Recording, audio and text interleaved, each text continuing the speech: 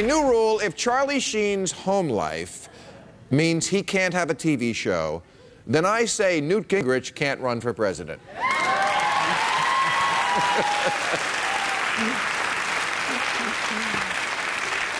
Look, I don't care that Newt Gingrich impeached the president for adultery in the workplace while committing adultery in the workplace.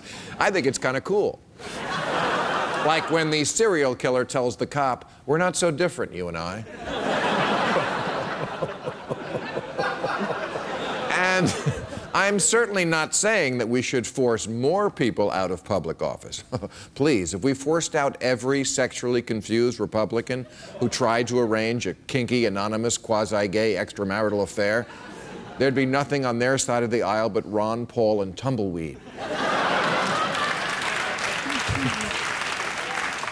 But what America does need is some sort of handbook that tells me who can stay and who has to go, because I cannot figure it out.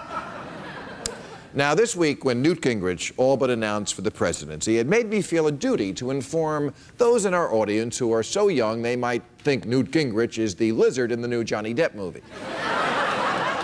He is. No, kids, former Speaker of the House Newt Gingrich is a man who cheated on his first wife and left her while she was in bed with cancer. Then he cheated on his second wife with his current third wife. I don't think actual Newts are this slimy.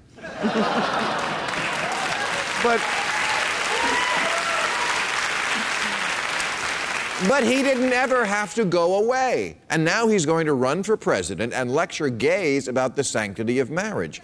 I can't even wrap my head around this. There are 3 women in America who agreed to f*** Newt Gingrich?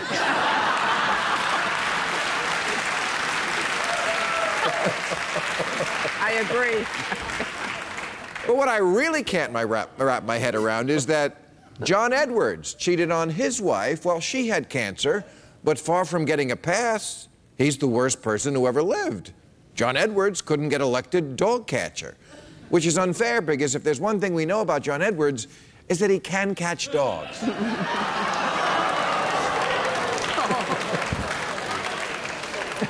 But why the disparity? What did John Edwards do that Gingrich didn't? Is it that he made a baby? I thought we liked babies. Or maybe it's because John Edwards paid hush money to keep his affair quiet. Is that why he had to go away? Except Nevada's Senator John Ensign had an affair with the wife of one of his top aides and paid that guy hush money. But John Ensign didn't lose his job. But Eliot Spitzer did.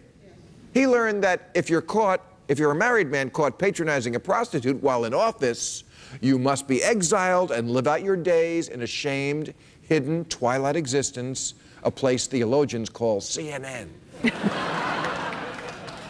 But no more holding public office, unless you're Republican Senator David Vitter, who got caught ordering call girls on his cell phone from the floor of Congress and was severely chastised with a landslide re-election. Look, there's his wife forgiving him completely of her own accord. And what about this guy?